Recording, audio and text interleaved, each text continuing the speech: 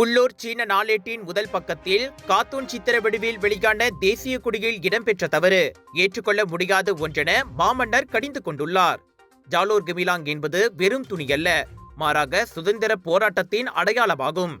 நாடு மற்றும் நாட்டு மக்களின் இறையாண்மையின் சின்னம் அது. பள்ளின மக்களால் பெருமையுடன் நாட்டுப்பற்று மேலோங்க பறக்கவிடப்படும் கொடியது. சின்சியூ டெய்லி நாளிதழின் தவறு நடந்திருக்கக்கூடாது. அதன் நிர்வாகமும் ஆசிரியர் குழுவும் மேலதிக கவனத்தோடு இருந்திருக்க வேண்டும் என மாமன்னர் சுட்டிக்காட்டினார்.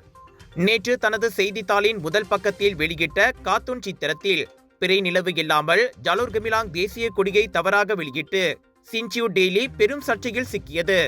அதற்கு வருத்தம் தெரிவித்த சின்சியூ டெய்லி நிர்வாகம் அந்த தொழில்நுட்ப தவறு உடனடியாக சரி செய்யப்பட்டதாகவும் திருத்தப்பட்ட படம் இன்றைய பதிப்பில் வெளியிடப்படும் என்றும் கூறியது. என்ற போதிலும் அதன் மீது கடும் நடவடிக்கை எடுக்கப்பட்டே ஆக வேண்டும் என பல்வேறு தரப்பினர் வலியுறுத்தி வருகின்றனர்.